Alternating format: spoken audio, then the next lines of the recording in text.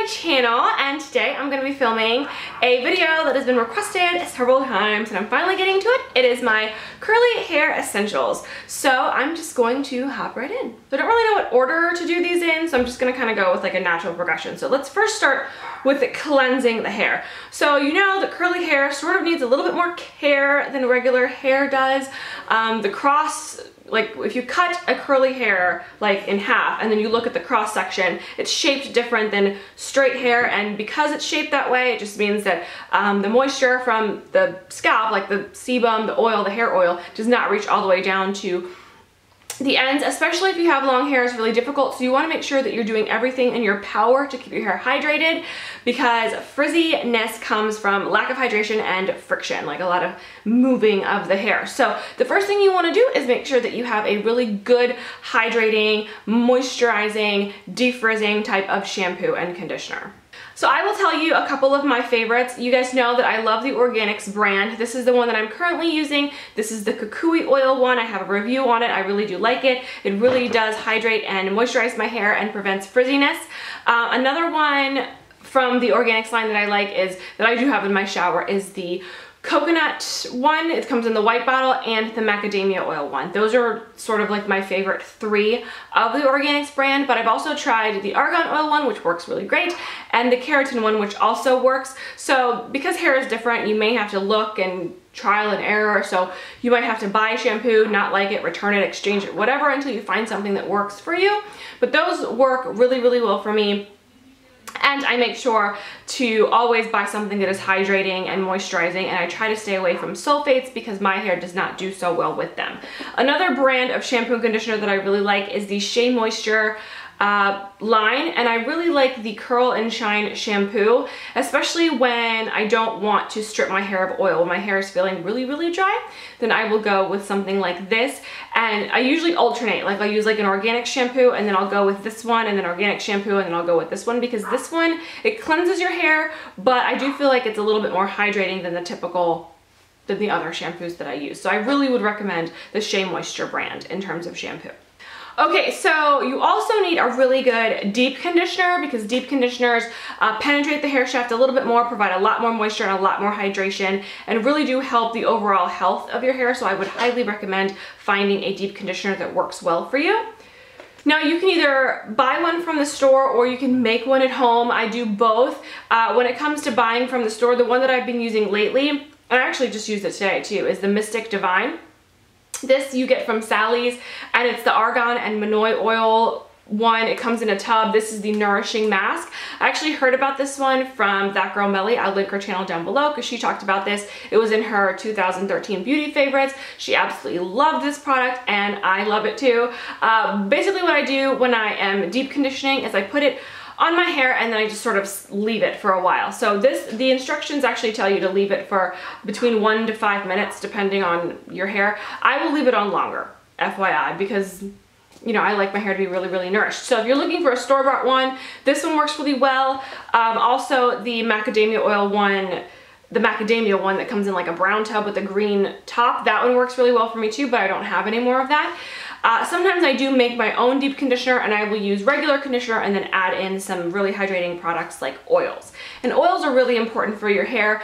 If you've never experienced, or if you've never experimented with oils in your hair before and you're a little bit apprehensive about it, you're not sure, I would definitely recommend trying it out. You can do a hot oil treatment, you can do a pre-shampoo treatment. You don't have to just put the oil in your hair and then leave it. But oils are really great because, again, they help to protect your hair and hydrate them. And if you've never used oil before, I would suggest using something really easy to find and something that's kind of like a staple and really tried and true, something like coconut oil. Coconut oil is really great for the hair because it's one of the only oils that allows penetration into the hair shaft. So if you have dry, damaged hair, coconut oil is going to help to repair it. It has fatty acids and fatty lipids. It contains protein, so it really gets into the hair shaft and helps the overall health of your hair. Now, one thing about coconut oil to remember is when you're using it, you are not going to see an immediate result necessarily. It might take several uses before you realize that your hair is becoming healthier, especially because it's working from the inside out.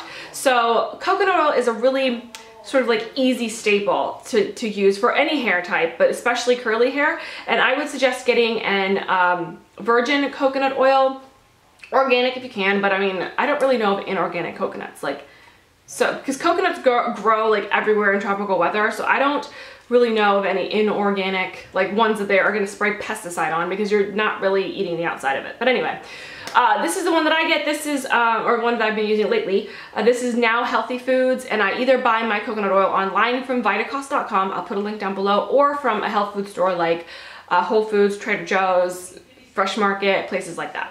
Okay, so after you have washed your hair, deep conditioned it, done the oil treatments and everything like that, when it comes to styling, some of my favorite things to use are nourishing styling products. And one thing is this here. This is the Shea Moisture Curl and Style Milk. I love this stuff. I've also used the Curl and Style Smoothie, and that one is a little bit too thick for my hair type, but if you have like a tighter curl, then I would recommend using that one. If your hair is similar to mine, it's kind of a looser curl, then I would use the Style Milk. I love this stuff. It smells really good. It provides slip. Slip is just so that you can run your fingers through your hair and detangle it if you need to detangle. I love, love, love this stuff. I cannot talk about it enough. I do have a video comparing the Style Smoothie and the Curl Style Milk. If you want to check that out, I'll link it.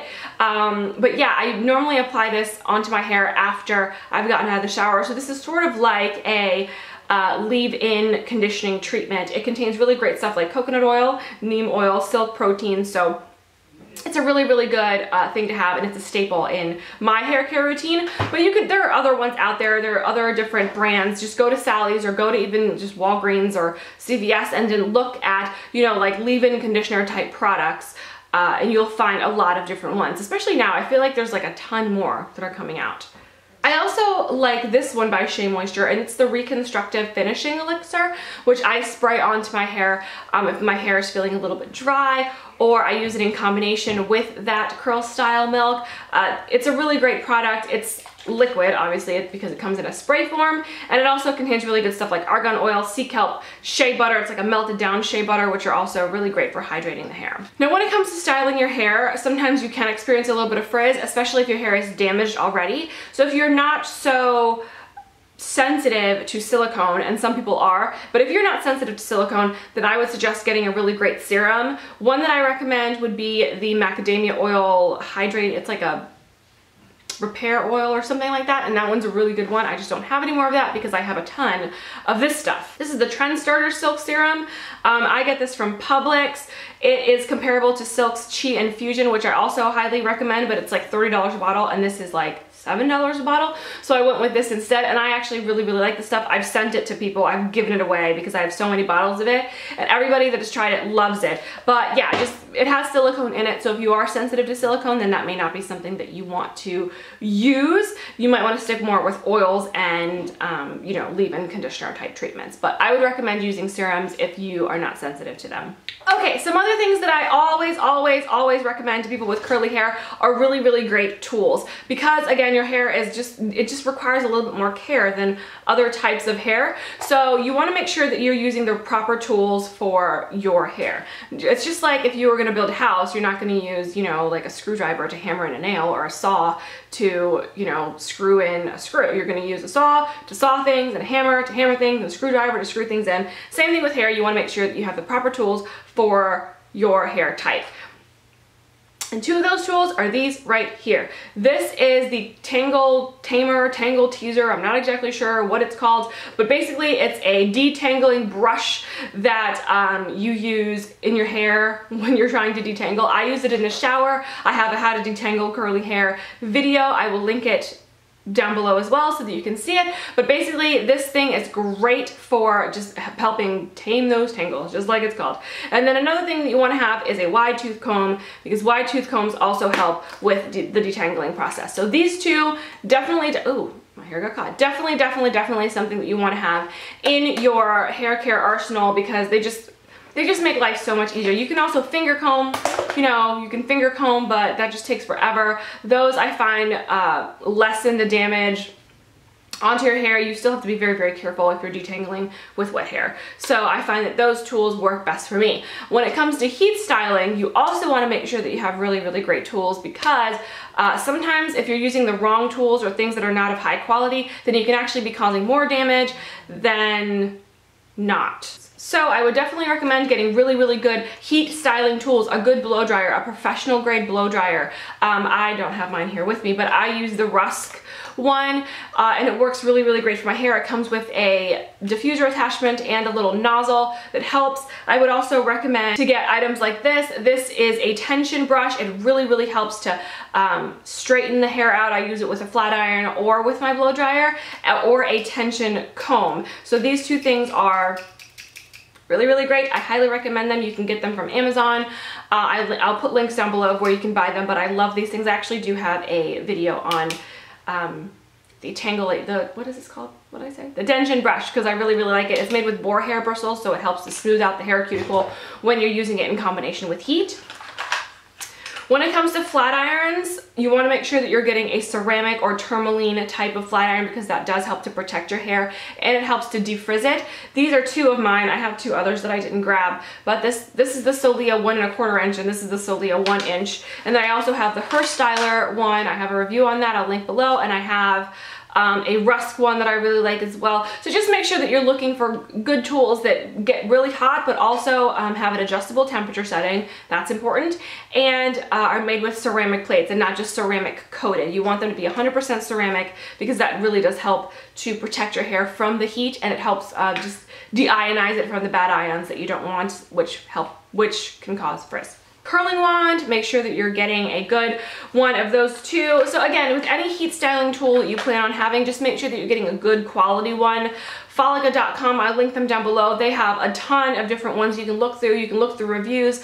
People post pictures of their hair, so you can find somebody who has a similar hair type to you. Of course, I'm just recommending the ones that I've tried. I have tried the Chi, for anybody that is going to ask me. I think that theirs are ceramic coated, and so that does cause more damage than not. And I have tried the Seidu. I just prefer the Solia better. I've tried the Seidu and I've sent it back and then gotten the Solia, which is why I have two of them, because I really like that product.